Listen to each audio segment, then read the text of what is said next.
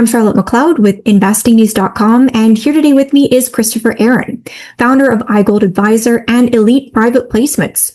Thank you so much for being here. Great to have you back once again. Charlotte, thank you so much for having me, and hello to all the listeners. Yes, really good to have you back. We ran into each other here in Vancouver at the Vancouver Resource Investment Conference, but we didn't have a chance to talk then. So a lot to catch up on. At that time, it was pretty exciting being at that event. Gold and silver prices were at all-time highs. The sentiment was really strong. And then it felt like we went home from that and we had the correction in gold and silver. So I wanted to ask you first to take me through that from a technical perspective, that breakout and the correction. What were you seeing there? Yeah, I think this is a mission critical moment for investors here to be thinking big picture as far as the markets, especially as far as the precious metals go, because the corrections that we have seen were extremely violent over the last several weeks, a lot of volatility. These markets have been so dramatic here over the last 2 years. I think they've blown away people's expectations on the upside, and now also a little bit on the downside. But so for that reason, it's really important to think about the big picture here so that you don't get lost in these violent twists and turns. Let's just back it up for one moment. Let's talk about commodities. Okay. We're going to talk mostly about gold and silver specifically. But I do want to mention a few other commodities here, Charlotte. I want to mention copper, oil, platinum, and palladium in this conversation. Silver, 3 months ago, broke out of a 45-year consolidation. That is the consolidation that began in the year 1980, okay? 1980 through November of 2025. A 45-year consolidation, right? And following the breakout level was $50 per ounce. Following the breakout, silver more than doubled. It got up to about $120 per ounce a few weeks ago when we were in Vancouver. And since then, it has come back to about 73 as we are speaking today in the spot market. Now, that whole process, the 45-year consolidation, breakout, and now coming back, that is for a number of people here, that is going to be a once in a lifetime breakout. We're talking a multi-generational breakout happening in silver right now. And it's really important the bottom line is this, Charlotte. After 45 years of consolidation, a market doesn't end with just 2 months after a breakout and then kind of withering and petering out for the next 45 years again. That's not how 45-year breakouts happen. When we look back, and this is why I mentioned the other commodities, when we look back at gold, copper, platinum, palladium, and oil, let's call it those five, the precious and the industrial commodities. And remember, silver is both a precious and an industrial commodity still at this point. About 80% industrial, according to recent statistics. And then, of course, that investment demand, the precious side of it, is what really happens at the margin. And that's why when you get the demand for the precious, the savings aspect of it, the price goes parabolic over the short run. There's only 20% left for the precious demand, for the monetary demand, when all is said and done. Now, if we just go back to talk about those other commodities, all of those other five commodities, gold, copper, platinum, palladium, and oil, they all broke above similar 1980 peaks, similar to how silver made at $50 per ounce back in the year 1980. All of those commodities broke above their 1980 peaks, but they did it 2 decades ago. Gold broke out of its 1980 peak in 2008. 28 years of consolidation. Copper broke out of its 1980 peak in 2005. Oil broke out of its 1980 peak in 2004. Palladium actually broke out of its 1980 peak in 1998. When we look at all these other commodities that consolidated, but not as long as silver did, right? And then we say, what happened after the initial breakout, after they broke those 1980 peaks? If we take the average of those other 5 commodities, I've done this. I've gone through with a fine-tooth comb and studied these cycles in the past. When we do that, we come to an average that these other commodities tripled within a period of 4 years after breaking those 1980 peaks. So we've had a little bit more than a double out of silver. I mean, from 50 to just over 100. But let's be honest, it only held over 100 for about 3 days. So we've had nearly a double, but that's after not 20 some odd years of consolidation, like all the other commodities, copper, gold, platinum, palladium, and oil. 45 years of consolidation. There is a principle in price analysis, which is what I do. Technical analysis, I mean, a better word for it is price analysis. I study price foremost. I believe in price. I believe price is the truth. And stories are floating around there and stories come and go. But the price, that is the truth. If we study the truth, the price, we arrive at the most sound answers. Silver had been consolidating for 45 years, not 25 or 28 like copper or gold. The idea that after 2 months and just a double that silver is going to be done, for the next couple of decades, that would fly in the face of every data point that I've studied about these multi-decade consolidations. There's a phrase, the longer the base, the higher the move. And I place an analogy, with price analysis, because you have to remember, price is a function of nature, to really boil it down. It's a function of human nature. It's a function of what we as human beings are doing when we either buy or sell or wait or don't buy or don't sell, including the legitimate buying, including the industrial hedging, including the monetary demand, including even the manipulation.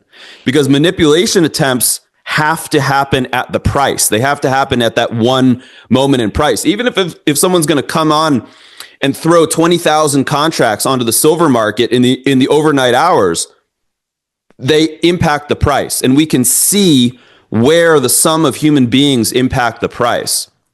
And so since human beings are an aspect of nature, and the markets are therefore an aspect of nature, and we know that nature moves in cycles and repeating cycles and seasons and rhythms, et cetera, the markets move in cycles as well. And if we just remember that the longer a market makes a base, the longer it consolidates for, the more energy that it's building up. You think about like building a house, building a foundation, or I mean, think about any other aspect of nature that needs to build up for a while. The longer that you build, the more solid that you make your foundation, the higher that you can go eventually. Silver has been consolidating for 45 years. That's the longest example of any commodity consolidation ever in the history of freely traded commodities. And so here we've had that breakout 3 months ago, and now we're kind of coming back into the low 70s. Look, I don't have a crystal ball. I don't know if silver is going to bottom at 70 or 65. Maybe it's even going to come back to the upper 50s. But all I know is that a market is not done. This move is not done. After 45 years of consolidation, this market is not done after just 2 months and a double from the previous breakout point. It would fly in the face of every other example that we have available to us of how all the other commodities performed after breaking those 1980 peaks. So I think that's where we are. Investors have to remember that right now we're coming back after that first breakout point. You come back, you want to be buying into this dip here, because after that, I think especially silver is going to be making a multiple of the previous highs over the coming years. I think that puts what's going on with silver into great context. And I wonder if you can spell out what you see coming in terms of the price for silver in this context. I know you gave us a lot of the numbers that you're looking at, but how high could silver go? Yeah, well, I mean, if we just take, again, if we take the average of those other commodities after breaking out of their 1980 peaks, the average was a triple following the 1980 peak. So, I mean, if we apply the average to silver, that would imply $150 for let's call it a multi-year peak. But now remember what I said, silver had been consolidating for almost twice as long as the average of all those other commodities: gold, copper, platinum, palladium, and oil. So if we say, I mean, the longer the base, the longer the strength, the more energy that is built up, the longer, the higher that a market should eventually go. I have no problem seeing silver approaching a level in the mid triple figures. Let's call it 250, 300, 350, low to mid three figures, I think is realistic when we consider the models of all the other commodities and then how long silver has been consolidating for.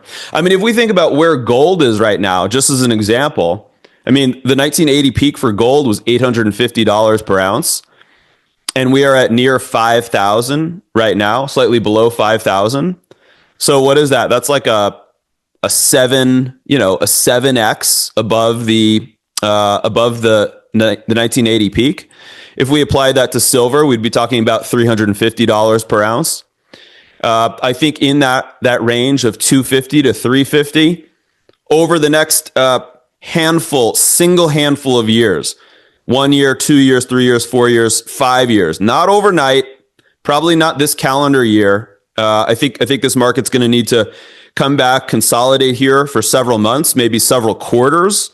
Let's call it above $50 per ounce, and then round up. And when we take out that most recent peak, the $120 peak, I think that's going to be a dramatic final wave for this part of the market. I wonder if we can talk a little bit more about the path to those higher price levels for silver, because obviously we're seeing right now, we've seen the last couple of weeks that it can be really volatile, and that can be an opportunity for people, but it can also be alarming when that happens. So the path upward, how is it looking, and how do you weather that volatility?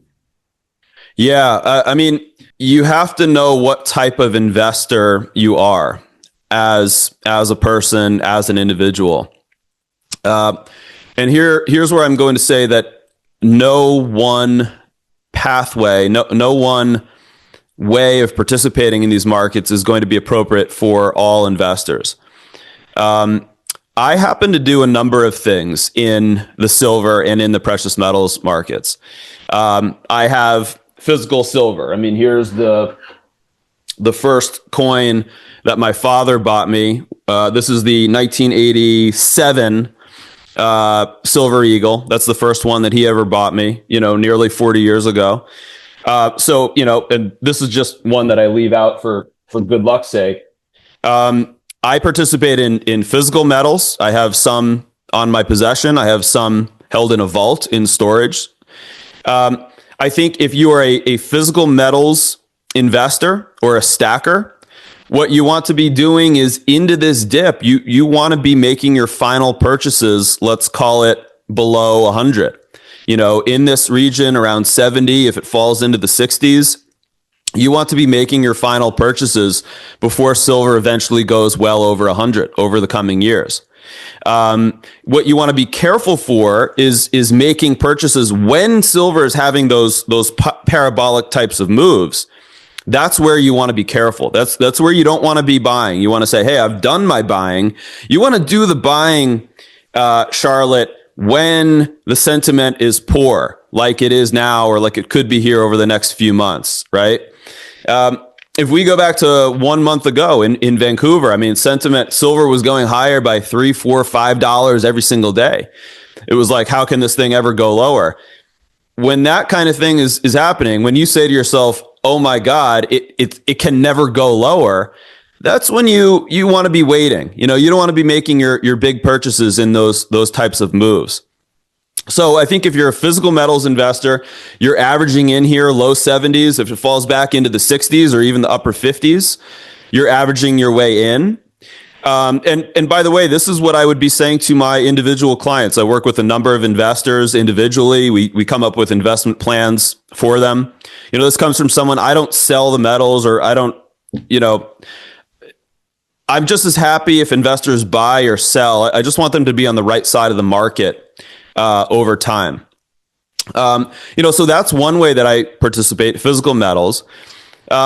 Another thing that I do, though, is with the mining companies, with silver mining companies. In one of our services, we do private placements. I go out, I negotiate with these mining companies.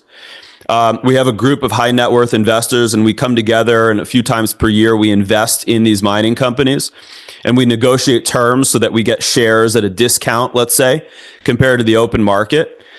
And I just want to share a brief anecdote about where this market is right now compared to, let's call it, the last 10 years. I've been publishing this service for 10 years. I've been in the precious metals markets for almost 20 years now. But because the sentiment in this sector, Charlotte, had gotten so bad, just if you were to just rewind about 12 months ago, when silver was still, oscillating between $25 and $30 per ounce, and it had kind of been in that range for 5 years, and people were getting really despondent. It was like, is this thing ever going to move, right? Is it ever going to follow gold? What's wrong with silver?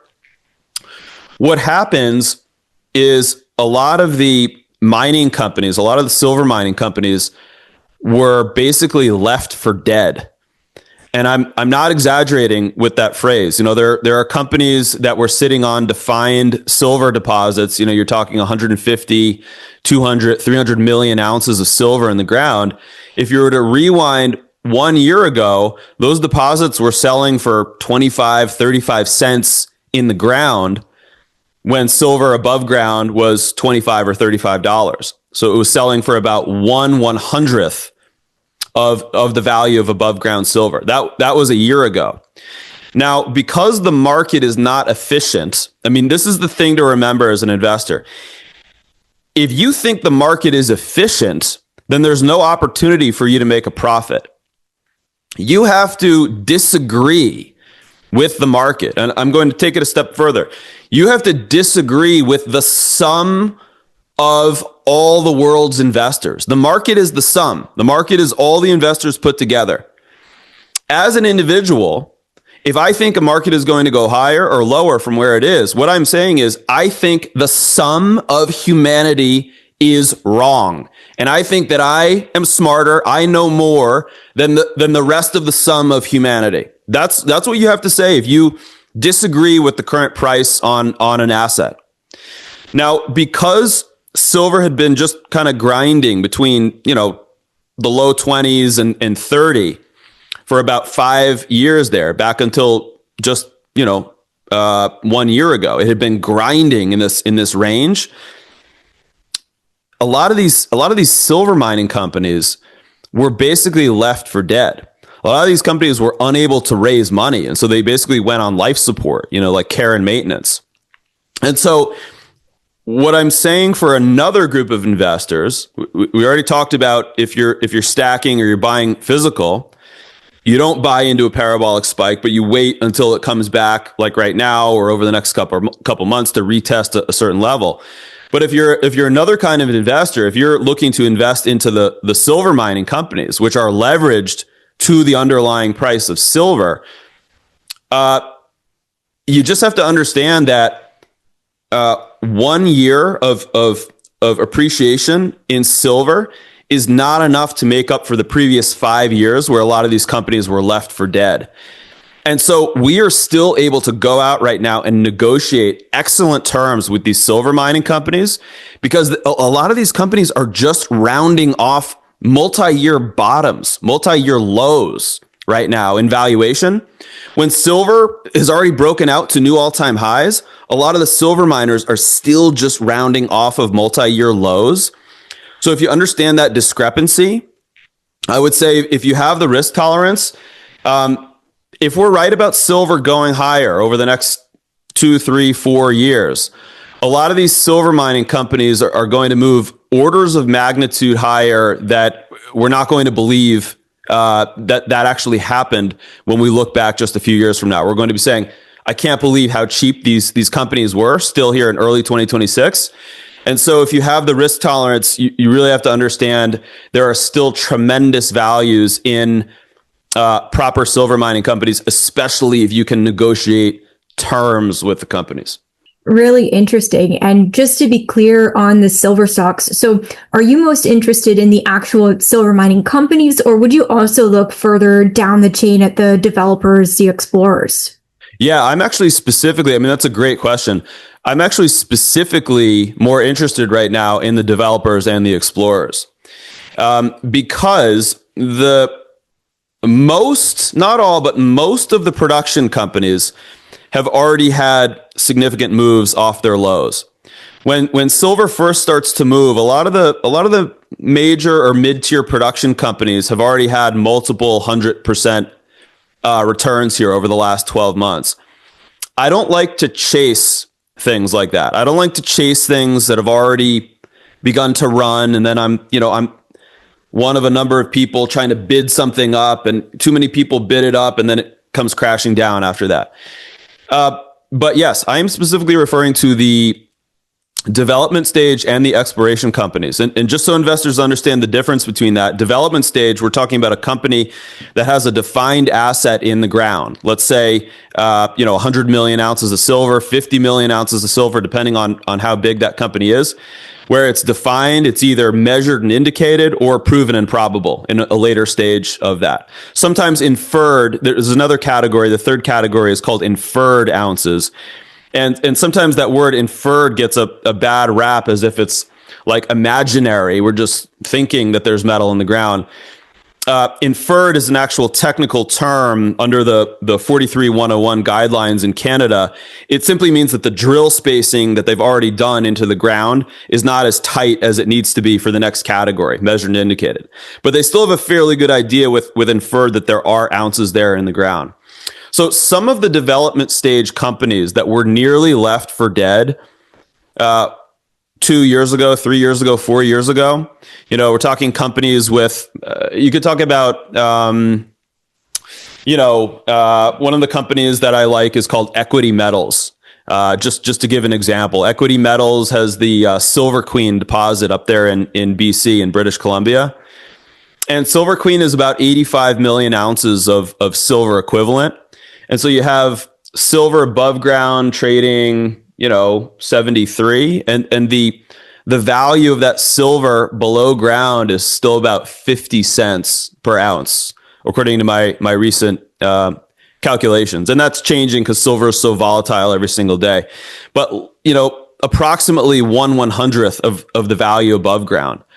When we get into a final peak, the value below ground is going to be trading at somewhere around 5% of the above ground value. So there's tremendous appreciation potential there. So those are development stage companies, for example, and then exploration companies are even smaller. And yes, I do like certain exploration companies, but here's the key. It has to be an exploration company. This is where we get back to price analysis, which is what I do. Certain exploration companies have already had 2, 3, 4, 5x returns off the lows. I'm not interested. I'm sorry, I'm just not. There's too much risk already priced in. The market is already saying, hey, there's something of value there, and we're going to price that in. If I can go, though, and negotiate terms with a mining company, I'll give you an example. Tiny little company called Silver Spruce Resources. We just invested in 2 months ago. And they are working on the Pino de Plata project, which is just 10 kilometers away from Core Mining's Palmarejo mine down in Mexico. And Palmarejo is like their flagship asset. The Pino property is about 10 kilometers away. When we invested in Silver Spruce 2 months ago, the shares were trading at 20 cents per share. Okay. We were able to negotiate buying shares at 10 cents per share. Half the price. we doubled our money off the bat just to start. And I'm saying the way that you can do that is if you have connections with company managements and you're able to bring in a group of investors together and go out and invest in these companies. That's the way I like to do it. I don't like to buy when companies have already moved significantly. I like to try to get below the surface and get better values. I think that gives a really good idea of how you're looking at the silver companies right now. So thank you for going into that. And while we're on the topic of silver, I was hoping we could go back to the comments you're making about manipulation, because with silver, especially right now, there's a lot of concerns about what's happening and how it could impact the price. So can you talk a little bit more about how you factor that your analysis of the silver price? Yeah, I mean, first of all, with manipulation, we know that it happens. It's not even a question. It's not up for debate. There were several cases over the last 10 years. Deutsche Bank got singled out a number of years ago. There were a few other banks. We're talking large multinational banks that have big commodities trading desks that were flagged by the SEC and some other organizations for spoofing is what it's called. And that's when traders go in and we're talking large traders, large commercial traders especially, and they will go in and they'll flash a big position in the commodities markets, in the futures market. They'll show a big position. Maybe they'll show 1,000 contracts or 5,000 contracts, 10,000 contracts at a time, and they'll show that, let's say on the ask, and then what they will do is they're trying to get everyone else who sees that position to have fear, to panic. And they say, "Oh my goodness, one of these big banks is coming in and they're about to slam the price down. Let's get out before they do that." And so sometimes with these spoofing techniques, and they got fined. This was about 5 or 6 years ago. They got fined, a couple $100 million, but really that's just like a slap on the wrist for these banks, that have billions, tens of billions in revenue every year. It's like, okay, I'm sure they're doing it again. I mean, here's the thing also to remember about manipulation. All markets are manipulated. Every single market. Why do I say that? When we look at the very existence of central banking, the existence of the Federal Reserve, let's say, or the Bank of Canada, or the Bank of England, and the very fact that the central bank controls short-term interest rates, which is what they do when the Fed meets in a couple of weeks and they come out and they say, hey, we're going to raise or lower interest rates by, 0.25% or 0.5%, right? Investors need to remember the Federal Reserve or any central bank does not just have like a magic lever that they pull and then the interest rate drops by 0.25%. What they have to do to get the interest rates to fall is to print or create electronically enough money to go in and buy the bond spectrum, the short-term end of the bond market. And by buying and raising the price of the bonds, they cause the interest rates to go down, because price and interest rate of bonds move like a seesaw. They move on opposite ends of the spectrum. So the very existence of a Federal Reserve, or the very existence of a central bank that controls interest rates. What are interest rates? Interest rates are the price of money, the value of money. What is the value of money? How much should it cost to borrow money? The very fact that a central bank controls the value of money, the short-term value of money, means that every market in the world is distorted, and it has been since 1913. I mean, so off the record, this is why I think we should abolish the central bank and all central banks, as we have done twice before in the history of this country. The first central bank of the United States and the second central bank back in the 1800s were abolished for exactly the reasons that we have today. That's, a tangent for another day. But what I'm saying, just to come back to the question of manipulation, is that because the value of money itself is manipulated by the central bank, all asset classes are manipulated. They are. Welcome to planet Earth. welcome to life as a human being. For investors who are saying, if only the silver market wasn't manipulated, if only the gold mining shares were not manipulated, it's never going to happen. It's always going to be manipulated. So you either choose right now, you're going to play in this sea, in this ocean with the turbulence, with manipulation, or you're welcome to go hold US dollars and US bonds, which are also manipulated. And so you're going to get a guaranteed rate of return of 3% a year or 4% a year while they're debasing your purchasing power by just as much or more. That's your alternative. Either you play in the ocean with the turbulence as it is with the manipulation, or you hide in a bunker and keep your money in cash. But that's how it is. I am participating in these markets because I know that over the long run, the markets are more powerful than any attempt to hold them back. Over the long run. Short run, it exists. Spoofing exists. It all exists. Long run, markets win. Yeah. So once again, taking that step back to look at these markets and what's going on, I think that's a helpful perspective to have. And I think we've done a pretty good job taking a look at silver.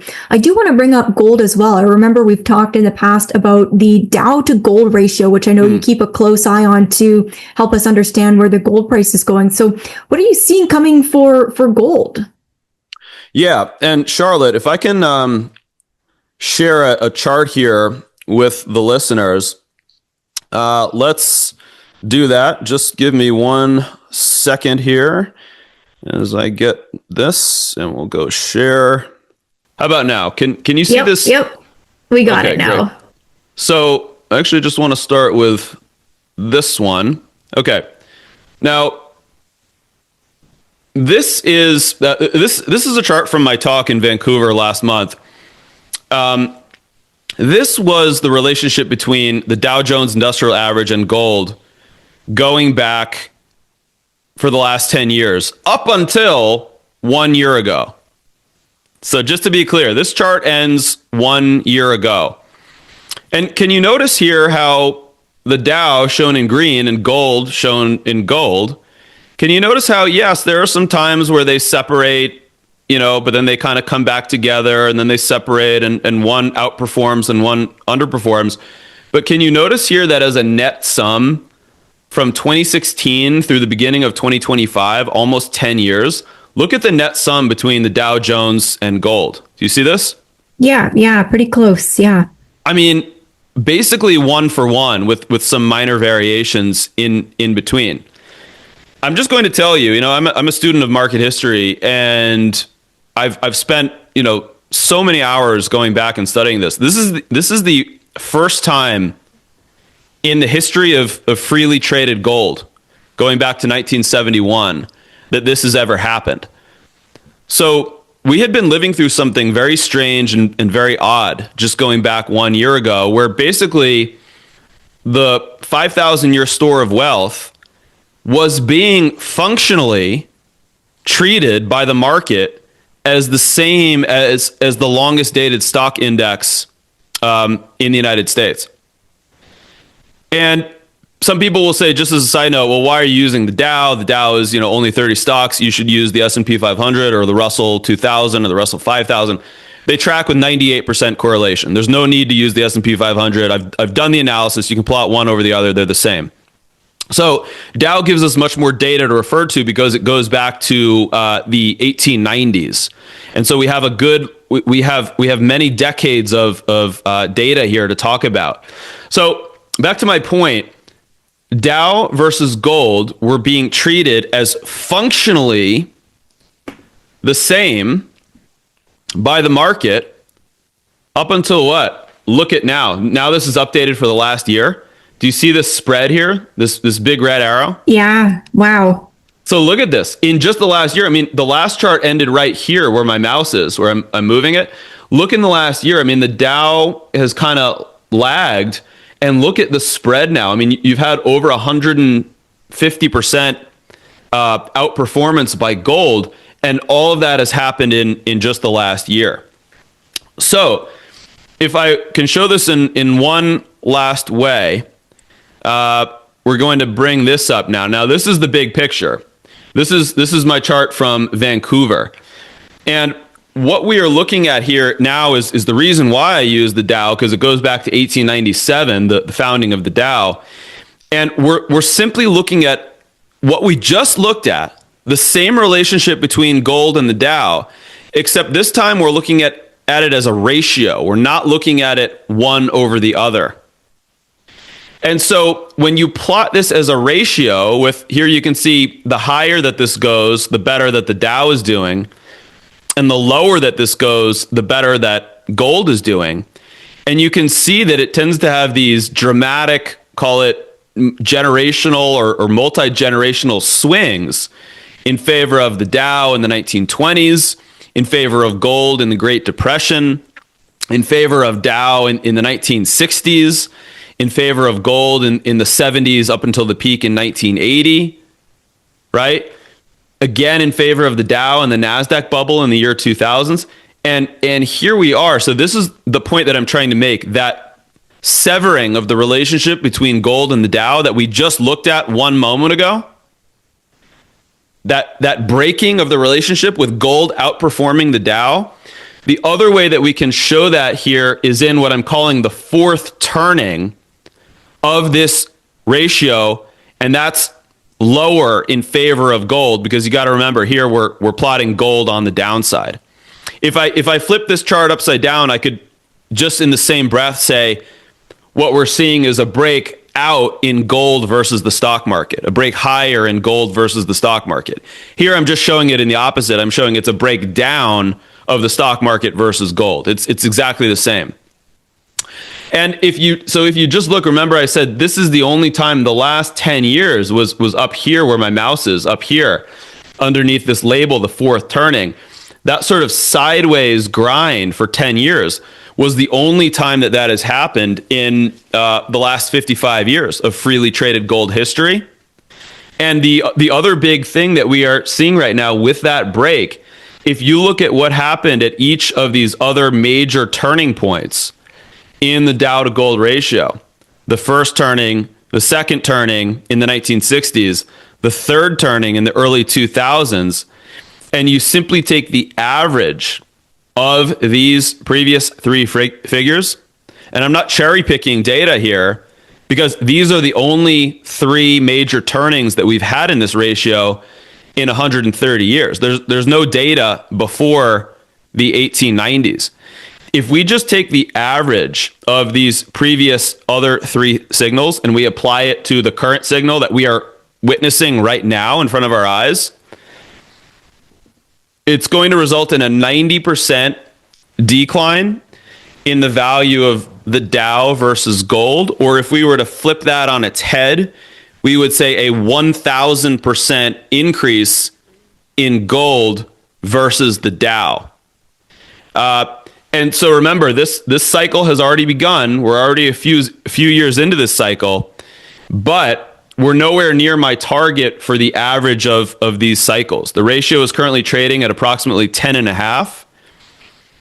If we take that average figure here, it's going to get us to 2.2, which implies from this point, with gold trading at 5,000 USD, for this ratio to get down here to 2.2, which is simply the average of the other three turnings, we will be talking about an 80% further increase in the gold price here with no change in the Dow. And so from today's levels, we would be talking about gold getting to about $9,000 here over the coming several years, according to the statistical averages for all the other cycles. So when we look at gold here consolidating and being volatile, in the region around 5,000 and silver kind of having come back from its recent peak, investors have to remember the big picture. The big picture is that we have only seen the fourth cycle of the fourth turning of this major relationship between gold and the Dow. We have just seen that here in the last 2 months, that break. And you just saw the evidence for that a few moments ago when we looked at it one over the other. And we saw gold outpacing the Dow after 10 years of sideways. So investors really need to remember that this signal has just manifested here. That's going to put the wind at the back of the precious metals over the next 2, 3, 4, 5 years. And investors need to not lose sight of that even amidst this short-term volatility. Yeah, I think that's really significant to look at and helpful to have the charts. You mentioned that the wind is at the back of the precious metals. So we've talked about silver and gold. Are you including also platinum and palladium in that? Yes, generally speaking, the wind will be at the back of the entire complex. Platinum and palladium are really their own beasts to some extent, because the majority of the demand there for both of those metals is coming out of the industrial side. You know, for platinum, namely jewelry, industrial, and then automotive demand. And then for palladium, you're even more heavily concentrated toward automotive, with a little bit of substitution that can happen. You know, there's a little bit of jewelry demand for palladium, and then a very small amount of investment demand for those metals that tends to come in at the margin. I think big picture, I think actually palladium, if palladium were to fall back into, if we think about the four major precious metals, right? Gold, silver, platinum, and palladium. There's rhodium, and there's, several other smaller ones, but the four major ones, three of those have just made new all-time highs within the last 3 weeks. That's gold, that's silver, and that's platinum. Platinum was briefly above 3,000 a couple of weeks ago. There is one that is yet to make a new all-time high, and that's palladium. It's still about half of its former all-time high from a few years ago. So from a let's say a long-term perspective, next several years, I think in this zone, if palladium were to fall back a couple hundred further dollars, maybe toward 1,200 or 1,300 over the next few months, I think it's a good long-term buy. But to be clear, I do not expect the same level of performance when we get into the end of this market, the end of this cycle, I should say. The cycle here that we've been in since, let's say, 2015, when gold bottomed at $1,000 per ounce and silver bottomed at 14. When we get into the end of this cycle, if it's gold at 9 or 10,000, like I'm thinking, and silver at 250 or 300, somewhere in that vicinity. When we get into the end of this cycle, this is not going to end subtly. This is not going to end with, just a few people expressing some interest. Maybe you hear from a few of your neighbors or a couple of your friends starting to become interested, but still it's mostly concentrated in the precious metals crowd. And I think we have to be a little bit careful, because if we spend a lot of time online in YouTube or on X or Twitter or in the precious metals forums, it can start to become like this echo chamber in the precious metals community. And we can have a false sense that maybe there's a lot more people interested in this in mainstream aspects of life. My anecdotal evidence says that we're not there yet. When I go out to the places that I frequent on a regular basis, maybe I have had one or two people kind of express interest in my wider walk of life about the precious metals. What I'm trying to say is, when we get to the end of this stage of the cycle, this is not going to end subtly. This is going to end in a mania.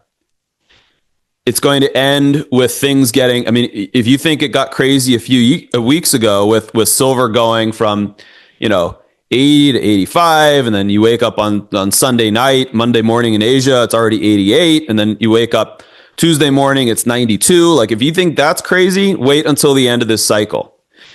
This is going to end in a mania. This is going to end with most people in our wider walks of life starting to become interested in precious metals. And we are not there yet. And so the sentiment got a little overheated a few weeks ago, but that's not the end of this cycle. So I think remembering where we are, remembering the Dow-to-gold that has just broken in the last few months in favor of gold. We still have a few more years left to this cycle. I mean, if this thing ended now, it would be the shortest cycle that has ever occurred. Ultimately, anything is possible, Charlotte, in the markets. And investors need to remember that. I mean, nothing here is guaranteed. Nothing that I say is guaranteed. Nothing that anyone says about the markets is guaranteed. But if we look at these cycles historically and we try to do as much of a data grab as we can and assimilate all the data and try to come to some conclusions based on the visible data, everything is telling me that this cycle is not over. It's just taking a pause here. This pause could be a few months, even a couple quarters, even until later this year. But this is going to end in something even more dramatic than we've seen just over the last several months. It's really, really important to remember that. Yeah, I think that's a really good reminder. And just as we're wrapping up here, I want to ask a little bit more about how you're positioning right now. So the end of this cycle is clearly, as you're talking about, it's years away at this point. Are you positioned how you want to be right now? Are you making adjustments? What's your approach at the moment? I bought my last physical silver shortly after it broke above 50. I said, this breakout looks to be for real. Based on my study of the cycles, after a 45-year breakout, there should be several years of gains and several multiple folds that a market moves higher. So I bought my last physical silver several months ago. If it were to fall back to 50, would I buy more? Maybe. I already have a good amount. At some point, you say you have enough for yourself, for the individual. You have to know yourself. I mean, that's the famous saying that's inscribed into the the temple of Apollo at Delphi in Greece. Know thyself, right? And so, yes, if silver were to fall back toward the 50s, would it be a good bargain for latecomers, for people who missed it? Absolutely. For myself, since I already have enough silver, I'm probably good. I'm probably good at that. But what I will be looking for is if there are some of these silver mining companies, you got to remember that silver mining investors are very prone to extremes in sentiment on both sides. If you think the volatility in silver itself is extreme, the silver miners are like this, even more than the price of silver. If some of those silver miners that are sitting on perfectly good deposits or where their operations on the exploration side have actually improved over the last few months, and let's say silver itself comes back to whatever, 65, 68, 55, fill in the number. Maybe it's already bottomed at 70. If some of those silver miners come back below the level that they last matched when silver was at that level. So in other words, if silver holds here at 70, but some of the silver miners keep drifting lower over the next 2, 3, 4 months, we've seen it happen before. We talked about earlier in some of the previous cycles, when silver just kind of grinds sideways for a number of years, the silver mining investors tend to get impatient and they just sell their silver miners for no good reason other than they're getting impatient with the sideways move in silver itself. If that were to happen again here over the next couple months, couple quarters, I will be adding to certain silver mining positions that I feel are sound and that have fallen way below their intrinsic value again. Because we saw it happen here over the last 6 months. I know in a final wave, when sentiment gets stronger in the overall silver space, those silver miners will not only catch up to where they should be, but they will move multiple fold higher into a final wave. But again, investors need to know themselves. What's appropriate for me may not be appropriate for you, Charlotte. It may not be appropriate for someone watching this video. You have to know where you are. What is your income level? What is your overall asset base? Are you getting ready to retire? Are you in your 20s, just starting your investment career? Completely different set of risk and reward factors for all those individuals. That's why I just like to try to remember that saying, know thyself, and then try to tailor the analysis for your own situation. Yeah, I think that's so important and a great note to end on, unless you had any final thoughts or where to find you perhaps for investors right now. Yeah, thank you. So the website is the letter I and then goldadvisor.com. I publish some free analysis on X or Twitter. The handle is at iGlobalGold. Post there a couple times per week for free. Just remember, this cycle is going to end in a mania. We just saw a preview of it a few weeks ago. Imagine that multiple fold coming a few years from now. You want to position not when the mania is unfolding, but when it gets quiet. And I think we're in one of those windows now to be positioning. Well, thank you so much. I think it was a perfect time to be speaking with you. This was great. Thank you so much for having me. Of course. And once again, I'm Charlotte McLeod with investingnews.com, and this is Christopher Aaron. Thank you for watching. If you like this video, make sure you hit the like button and subscribe to our channel. We'd also love to hear your thoughts, so leave us a comment below.